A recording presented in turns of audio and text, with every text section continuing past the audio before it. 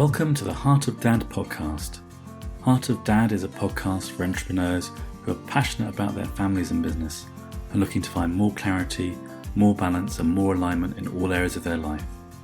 Come and join the community at heartofdad.com or on Facebook at groups/Heart of Dad.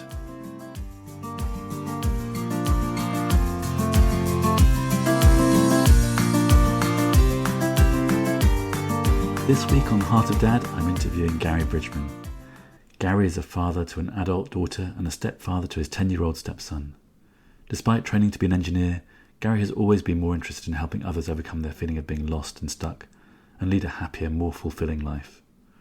A winding career path has taken him from the British Royal Air Force to car navigation engineer, EU proposal writer, company owner, life coach and yoga teacher.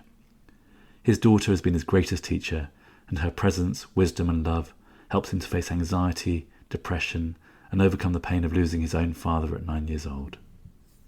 So this week on Heart of Dad, I'm delighted to introduce Gary Bridgeman to the podcast. Hi Gary. Hi Matt, how you doing? I'm very well, thanks Gary. So tell us a little bit about yourself, Gary. Oh, that's an expansive question, eh? Where do you start with a question like that? How do I get to here? How do I get to sat in this seat opposite you? Oh, wow. I don't know what to say with those kind of things because everything is, it's like you tell a story about yourself, don't you? So, yeah, I've got a story about myself like everybody else. So I'm 47, I think, 48. I think I'm 47. Yeah, I'm 47.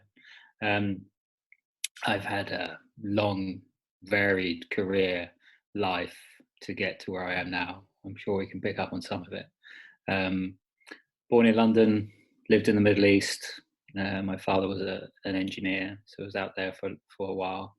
Back to the UK.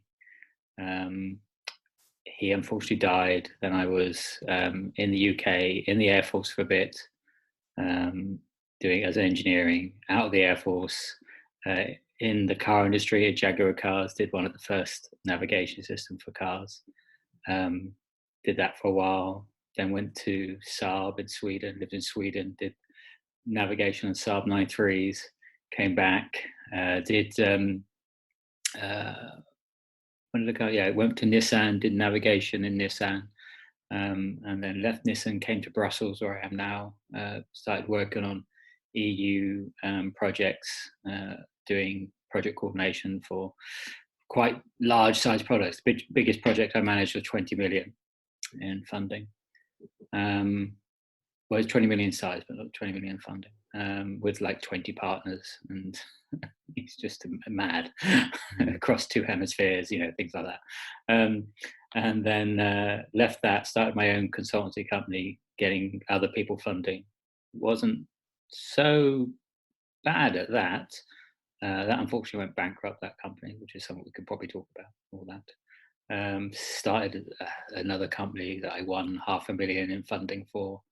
Did all that. Yeah, I'm a father, obviously.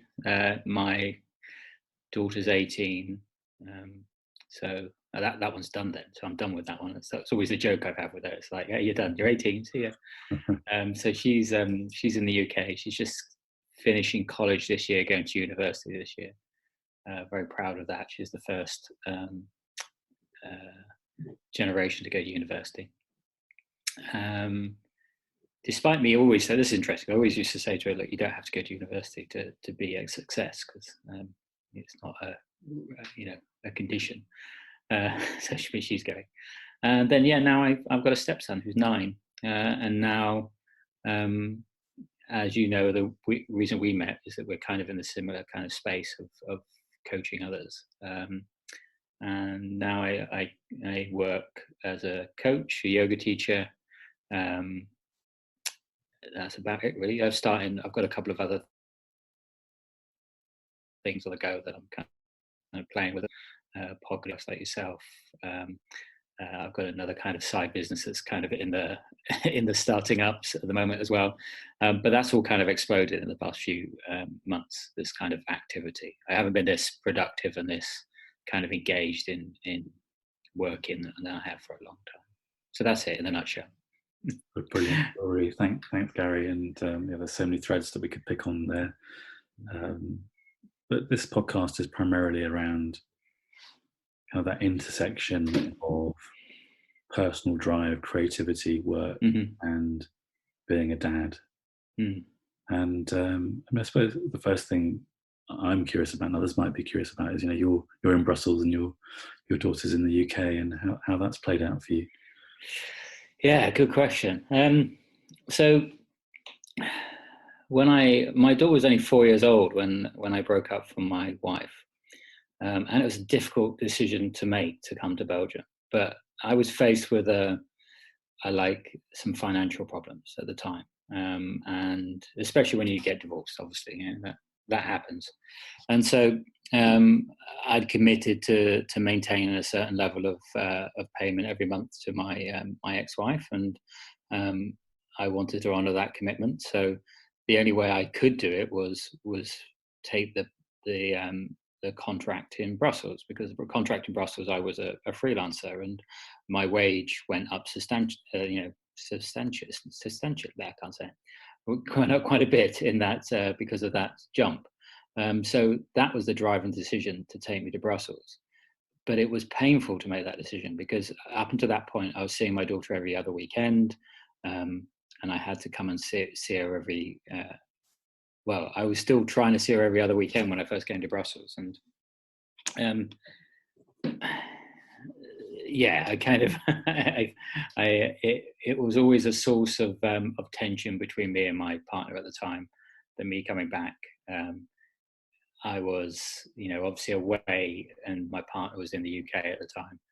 So I was coming back, being with my partner for a weekend, and then also having my daughter for the weekend, and that caused that was a source of tension. But over time, it kind of worked itself out, because we ended up spending a lot of time together.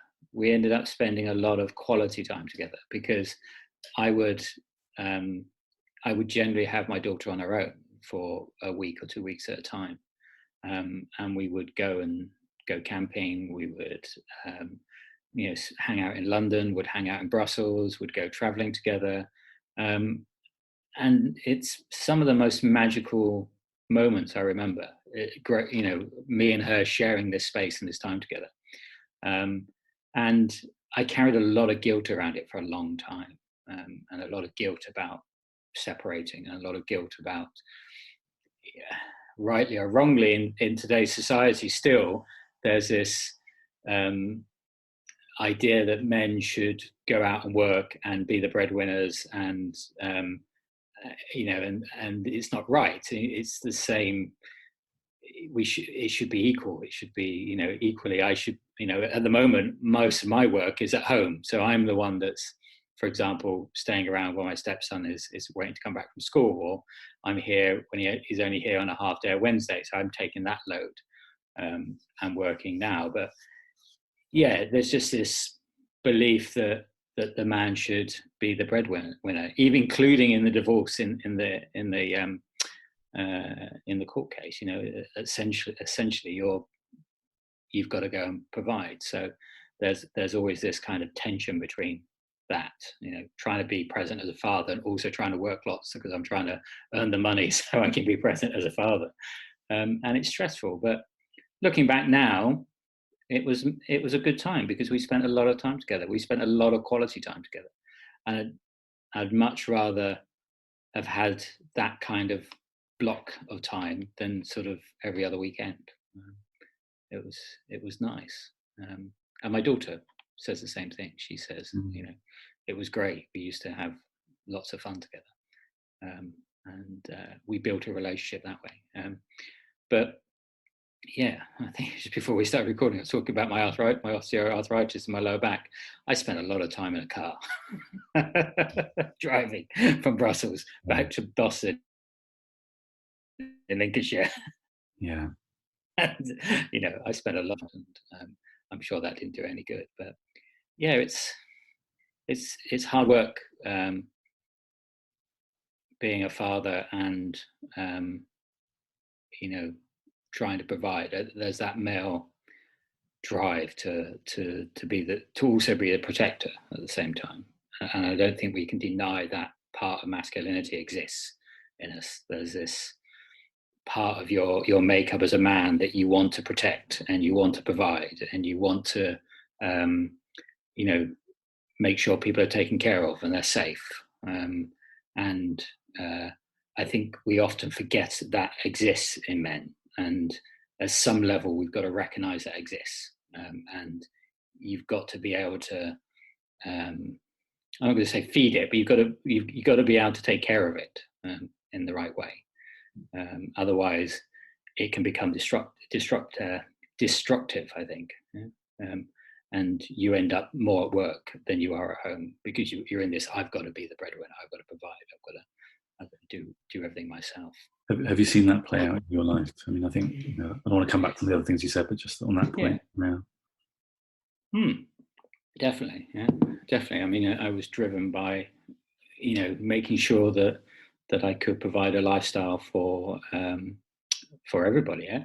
Even to the extent that one of the reasons I went bankrupt is because of, to get deep into it, but having to provide money for my mother as well, and having to provide a lump sum of money for a property problem that she had, and me providing that money and then not having the money to pay the taxes, so having to bankrupt the company. And kind of driven by that sense of, it's my responsibility to do this. It's my responsibility to step up, and whether it is or it isn't, I don't know. But I'm curious about it. I mean, I think other men would resonate with what you said. You're not the first person to come on the podcast and talk about kind of that primal drive to be the protector or provider in the family, and just sort of wondering about that. There's, it sounds like you're saying there's an archetype at play. Yeah, I mean, who knows? I mean, there's definitely at some point in society, at some point in the evolution of the human species, the men were the protectors and the providers. If we go right back, even before we had language, if you look at animals, if you look at, and essentially what we are, we're in animals. If you look at that and say, it's the nature of the species, and to deny that exists within human beings, and I'm not just saying it's a man thing, but denying that there's that drive as part of all humans. I mean, if you got a mother on the podcast, I know with my wife and my ex-wife, their drives around being a mother and protecting children are very, very strong. And I think it's in our makeup that there's a biological aspect of being human that we can't deny. And I think, it's going to manifest, and then it's magnified by a feedback loop of society. So, society is constructed in such a way that it plays into these roles, rightly or wrongly.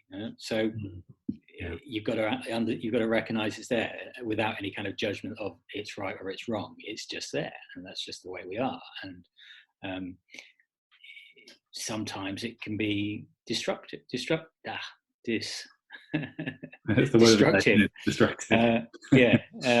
And it's not only that, you see it in when I'm coaching people as well. I see it in people that are just, they're driven to perform and succeed and push themselves and have to be the breadwinner. And it's also, we see it in relationships at the same time. It exists.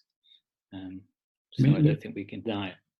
Listening to you, Gary, I mean, particularly I was thinking back to what you were saying about, your child was 4, your daughter was 4 when you split up. You took this job in Brussels. You had a lot on your plate, and I was just imagining myself in that role and how I could have got consumed with resentment and frustration with my lot. And I wondered what happened to you in that period, because it sounds like you did have a lot on your plate. Did I get I had a lot of anger about the world and who I was. I mean, that was, a lot of it was coming from my trauma of my father's death. But I had a lot of anger and frustration, and I probably played that anger out in a lot of different ways, and it probably came out in a lot of different ways. I always remember that it's always like always had this kind of rush to go home and see my daughter, and at the same time there'd be this, oh, I need to get back to Brussels as well, and you're always caught between these two kind of polarities that you're trying to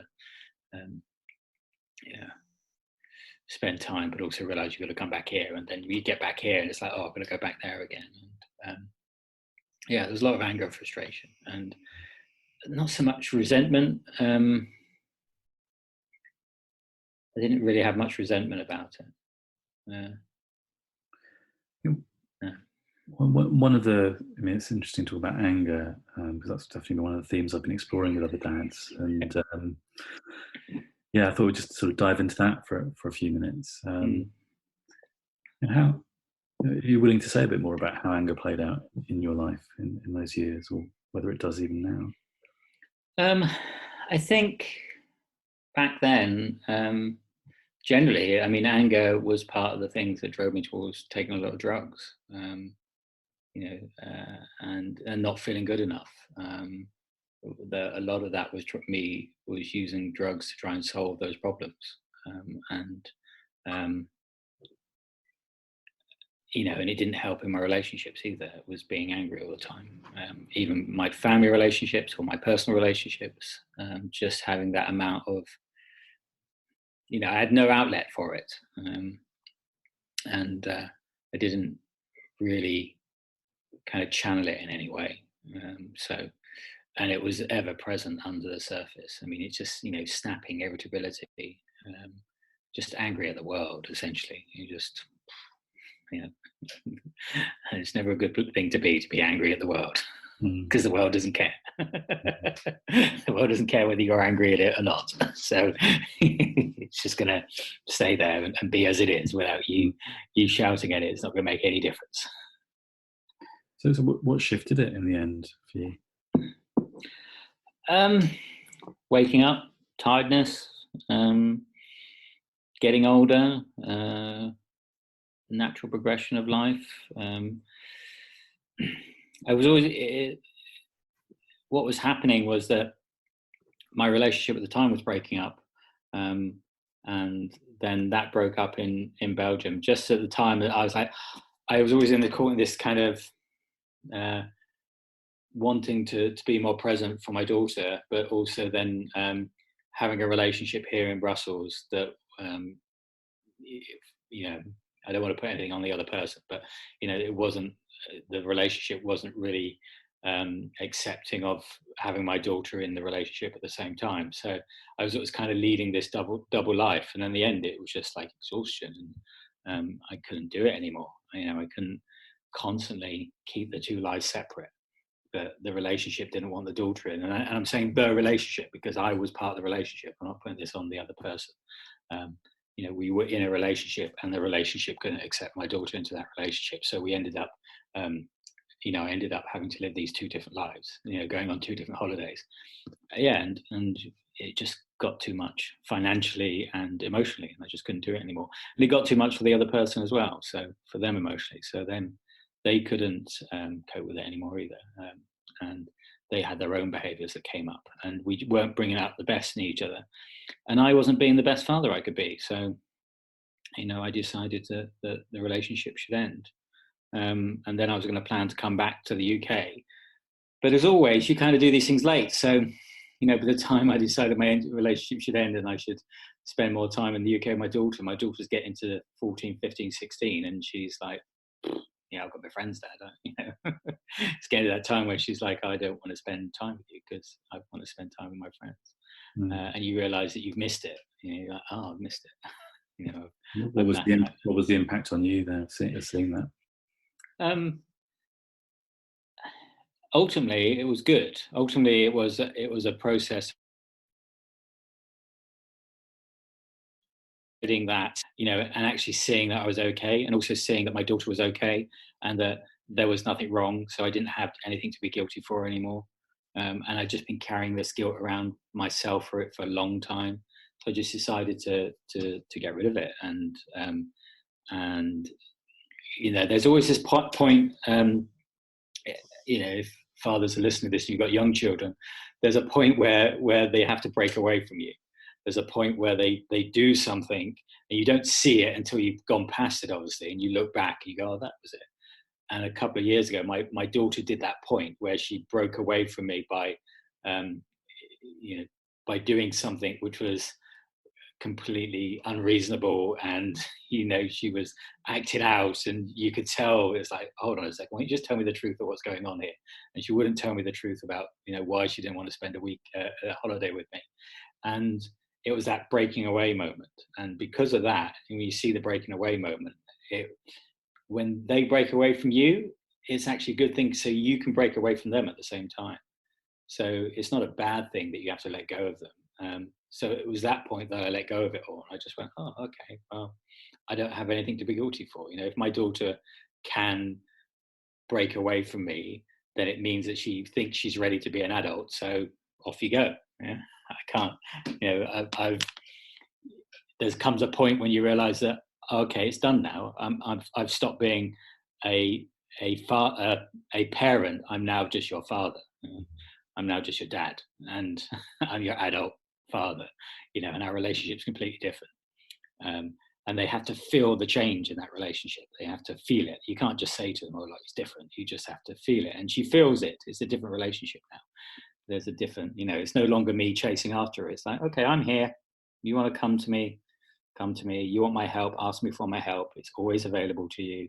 I love you unconditionally, but our relationship's different. It's based on an adult relationship. And it's better for you and it's better for me.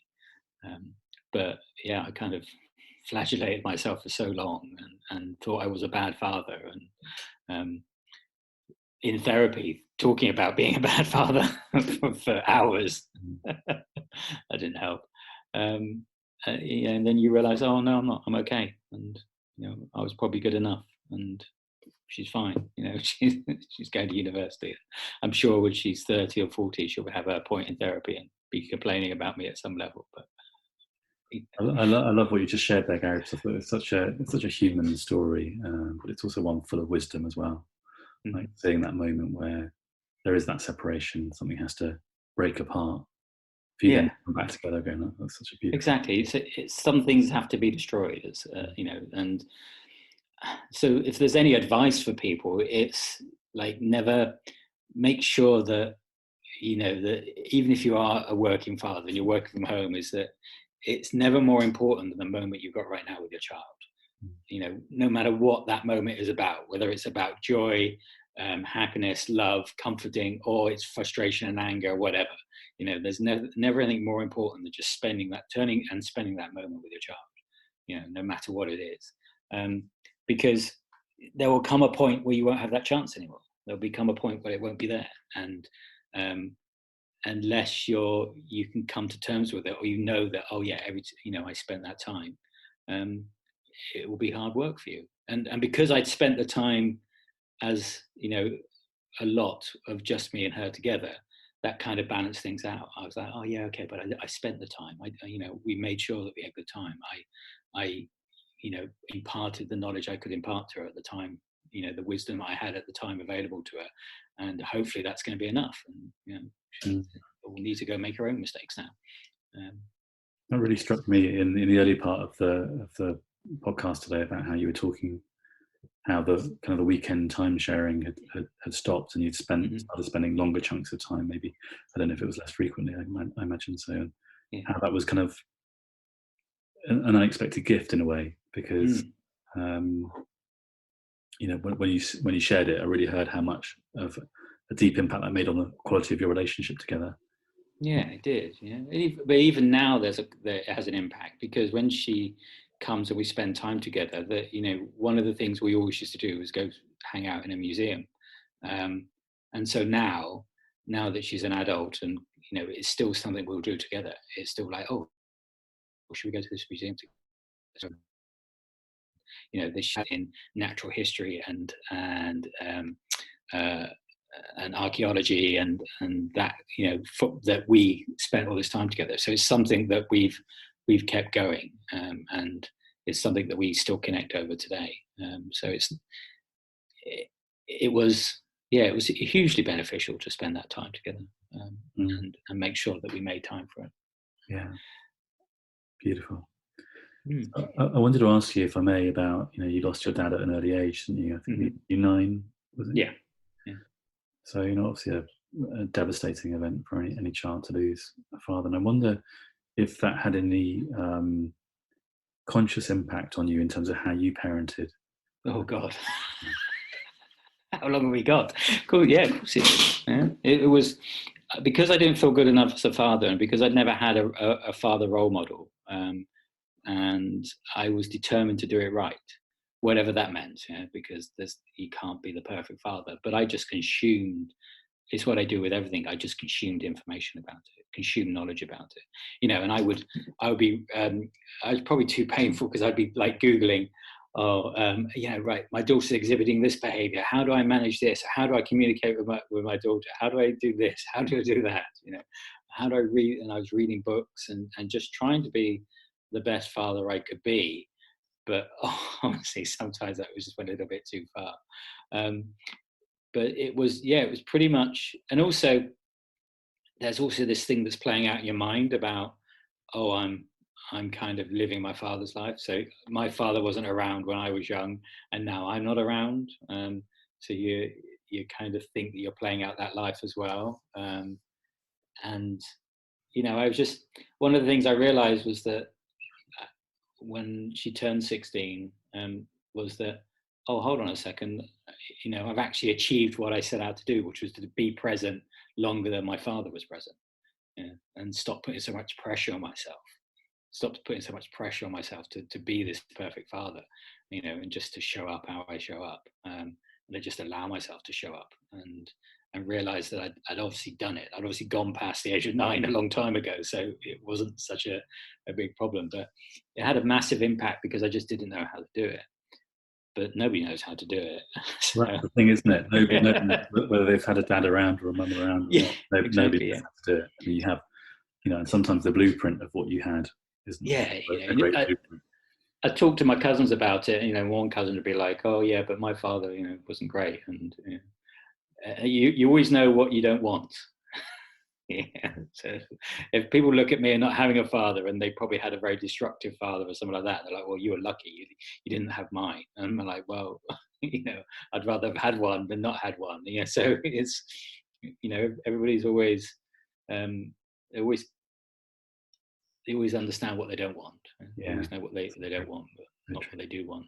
And so it was a big drive for me, as not having a father around was something that I make sure that I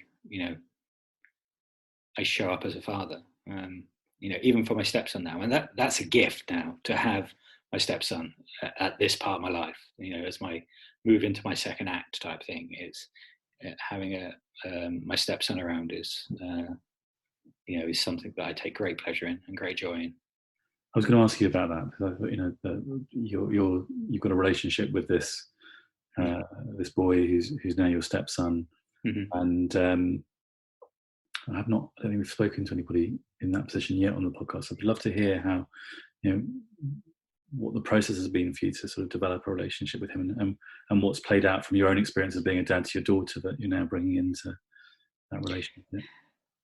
The first thing to say in whatever in this relationship, if you're in a relationship with somebody who's got their own child, and you're coming in as a stepfather or a father figure, is never to deny the fact the child has a father, no matter how present that father is in their life.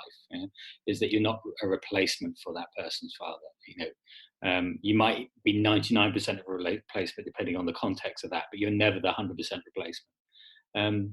And the second thing is that it's like any relationship. You've got to work at it. You've got to come in, but also understand that it's a child, and a child is be able away, and like you can as an adult. So and also the third thing is you're as involved as the mother allows you to be. So I couldn't be as involved as I can with my stepson without the permission of of his mother. His mother decides how much she wants me in his life, and that's her choice, not mine. And I was lucky that my wife, wanted me to take a role which was a father figure type role, but also his father lives very close to us. And again, lucky enough that relationship had moved to a point where they were very friendly with each other. And I get on with his father, and we've played golf together, and we've gone and even spent time together on holiday for a couple of days when we were handing over my stepson to him, and so I was lucky that way. But in terms of the way to do it, is that you just have to love them, and you have to love them unconditionally, and you have to meet them on their terms. When you're coming in as a step parent, you've got to set your own boundaries. You've got to be able to there's things that he doesn't get away with me that he probably gets away with his mother, but he knows that he's never going to get away with me, and I've set my own boundaries. And if there's anything coming from being a parent already, it was understanding that was like, I'm already ahead on these ways. But equally, you can't come in as a parent and say, oh, I know everything, because I've already done it once. And I had a little bit of that at the beginning. I was like, oh, this will be easy. I've already parented a 9-year-old, but not forgetting that I actually wasn't present 100% of the time. And boys and girls are different. So, there's a lot of energy. So one of the first things we do was like, you need to go play rugby and put him in a team sport. But then, you've got to meet them you've got to meet them where they are, and you've got to love them, unconditionally, like you love your own child unconditionally. And you've got to respect their space, and they've got to respect your space. And what I find easy with children is that, they're just creation, aren't they? They're just this wonderful creative force, and you can be yourself around them, and you just allow them to be themselves. And so it's been nice, and I'm blessed that I'm with somebody who wants me to be 100% involved, and I'm blessed that his father holds no resentment about me being involved and showing up the way that I show up. He doesn't put any kind of block between me and Danny. He doesn't put anything that says, oh, I don't get any of that vibe from him whatsoever. He's like, oh, great, there's somebody else. There's somebody else that can take care, because there's that African saying, is it that African proverb? It takes a village to raise a child.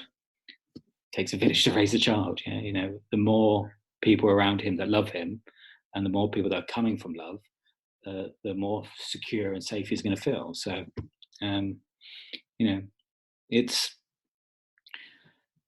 it's a privilege being a step parent, because you get a slightly different relationship. Because I don't, I can be the friend a little bit. I can be the mate, but I don't have the baggage that a parent has. Beautiful put. I wanted to ask you a little bit, sort of swinging back towards kind of business and kind of career, and you were very open at the start about kind of the ups and downs, and you've had a very varied career. You've been out in the Middle East, been in the Air Force, you've been in engineering, in car engineering, you've been in bid writing, and now you're a coach and a yoga teacher. And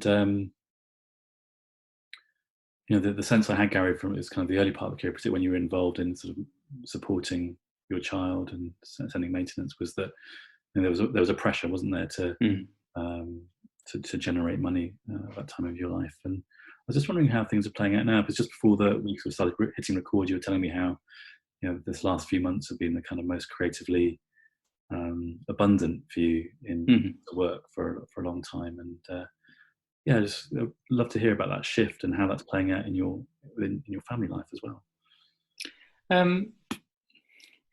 So the shift has been that I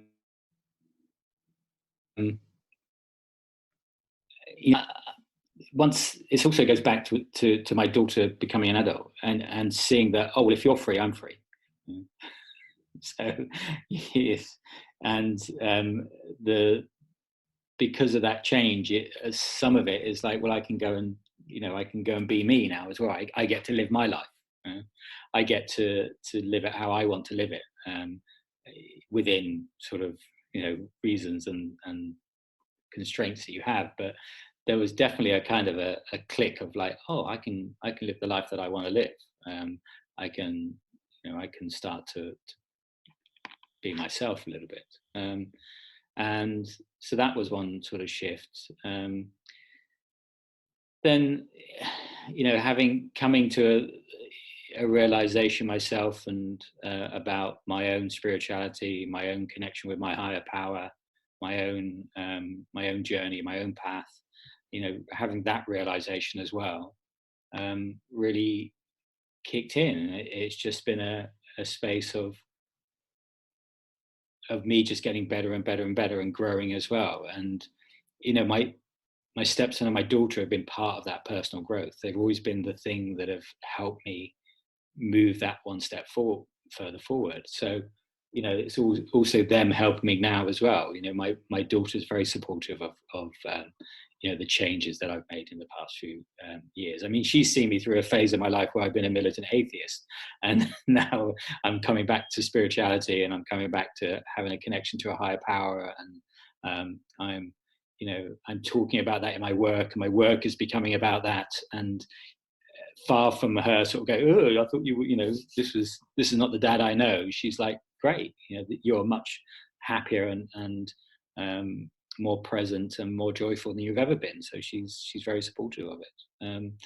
And now because there's a lot going on in my life. I'm doing a lot of things, but equally there's no pressure anymore, because I understand that the pressure is not generated by me. Is generated by me. It's not generated by everything outside of me. So now, you get stressed. It's like, well, what's the rush? I've got all the time in the world. So sure, most of my mornings are, I don't start work really until 8:30, 9 o'clock. There's none of this push of like, I've got to be up at 5 o'clock.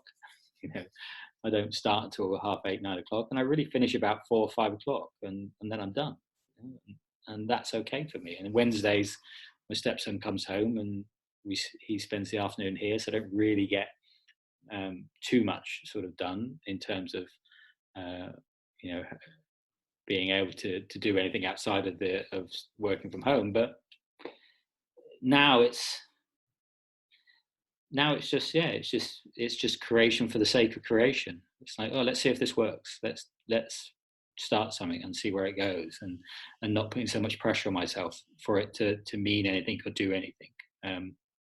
Obviously it's got to earn money, but there's no desire anymore to be successful, whatever that means. There's no desire to do something to make it mean something about me, but there's the desire now to create things and give back and say, right, okay, I spent a lot of my life kind of not being who I wanted to be and denying that fact, and having, because of my own choices, to live in a world of engineering. I mean, I was a good engineer. I didn't enjoy it. I was a good project manager. Didn't enjoy it. I was doing it just because I had to do it. And so now it's my time to do stuff I want to do. And so I'm doing stuff I want to do, and doing it at my own pace. And it's nice. There's no pressure anymore to do anything. It's just let's create something and let's see where it goes, and allow it to create itself. And it's fun. It's much more fun than it's ever been.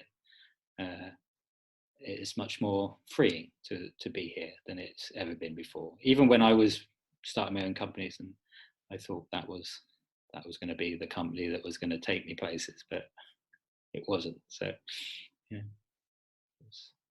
it's interesting to hear that, because I think the focus of the podcast is entrepreneur dads, and I think myself included, I've been there where I got, my identity was very attached to my success. I felt very up when things were going well, and I felt very down when things I felt very down when things weren't going well, and who I was, I believe, was very much determined by that measure of success. And I think a lot of people are driven in that way, who set up a business and want to see something made of it. You've talked about some kind of feeling freer now your daughter's turned 18 and it's your time, and you've talked about your spiritual awakening. But I'd love to hear a bit more about that sort of letting go of the need for success, because I think that would speak to a lot of people on the podcast. Yeah, so I mean, what to say about it? I mean, it's the search, isn't it? It's the seeking something outside of yourself to make yourself feel whole and complete, and not understanding that you're the source of it anyway. It's all here in the moment, and what does it mean to be successful? I mean, I realized the other day. It's only been a couple of months ago. I was like, oh, I don't want anything, because everything I want, I have. It's right here, and everything I have, I must want. So I don't want anything. And it's interesting to be in a position where you don't want anything else, but it's from that position that you start to get things that you want. I don't want this, but it's starting to, it kind of creates itself, because you're not putting any pressure of defining where it needs to go. And you're allowing it to unfold, and you're allowing things to go. And of course, it's important to have some idea of a vision. I kind of would like a life like this, but it's more based not on material success. It's more based on a feeling. It's like, what would it feel like to have a life like this? What would it feel like? And what's important to me? Well, it's important to me to spend time with my family. So how do I create something that allows me to spend time with my family? It's important for me to be able to travel, because I have family in the Southern Hemisphere. I have family in the UK. We have family in Ireland. We have distributed family in America. And we want to be able to spend time with them. So it's, how do we create something that's going to meet that need? This is what it becomes about. I think a lot of people maybe create a business like, oh, they create it to make money. Well, a business is going to make money because that's the way it's, that's what a business is. It's a tool for generating money. But you've got to ask yourself the question, well, what do I want the business for? What is it for me? What do I want to do with it? What do I want to create with it? What purpose or need or desire in myself do I want to serve? That isn't about success or money or the amount of cars I can buy or the amount of people that work for me. It becomes about something bigger than that. So it becomes something about, what can I do that can give back? What can I do that helps me create? What can I do that also can allow me to be selfish, to say, yeah, I want to be able to take Wednesday afternoons off. I want to be able to go, yeah, you know what, we're going to go away for the weekend. It's not shameful to have those kind of desires or wants in your life. It's not shameful to want a certain level of comfort in your life and a certain level of financial comfort and security. Those things are okay. So to be okay with all of it and say, what need does the business serve? Because it's for me. And for me, my business and the stuff I'm building now is so I can start to get to a point where I'm pretty much have multiple incomes and I'm financially secure and I've got time, because time is the one thing we don't have. So, the only way I can get it is by using the business and finances in a way that I don't have to spend time working. I can get other people to do it, and then I can spend time with my family, and I can spend time with my friends, and I can spend time, chilling out. And if anything, my father's death taught me was that, it can change like that. So, why are you struggling so much? Just focus on getting yourself to a point that you can spend more time with the people that matter in your life, and forget about the material side of it. And the success will take care of itself that way. I think to hold on to it. That's so great what you've just been sharing. And kind of the thing that was in my mind when I was listening to you was, oh yeah, and your well-being isn't dependent on getting any of those things, right? No, it isn't. Yeah, none of my well-being is dependent on any of those things. None on getting a certain level of financial return or anything like that. My well-being is dependent on nothing outside of myself. So, no matter what's going on, I'm always healthy, and I'm always okay, and I'm always mentally sound. I'm always, complete. So I don't have to worry about that anymore. And that just takes so much pressure off. It's just like, oh, okay. Well, it then allows me to be able to show up however I can show up. Because some days you show up and it's not great, is it? So you just show up what you've got. And the next day you show up better, and another day it's somewhere in the middle, but it's all okay. It's much. I think that's the thing that maybe it's also an age thing, but you see sort of people rushing around and trying to do things. I've got to do, and no, you can just take a step back and just take it slower and easier, because you don't have time anyway, so there's no rush. So you might as well enjoy it rather than put yourself under so much pressure. Brilliant. I love that message. It's been fantastic having this conversation with you, Gary. Thanks so much. Thank you, Matt. Yeah, it's been lovely. Thanks. And if people want to find out more about you, where do they go? Sure. Well, they can reach me at activate-yourlife.com. So that's my coaching business. They can also find me at www.whatyou'vebeenlookingfor.com, which is a new podcast that's coming out soon. And yeah, just search Gary Bridgeman. I come up top of the search. Yay! Result. Yeah. It used to be a cyclist. It used to be a mountain biker, but I beat him. Okay, right. Yeah. You've trumped. Yeah, I'm my own head of my own search. Yeah, I'm around. People can find me. Brilliant. I'll put the links in the show notes as well. Great. It's been great spending time with you, Gary. Thanks again. And you, Matt. Thanks a lot.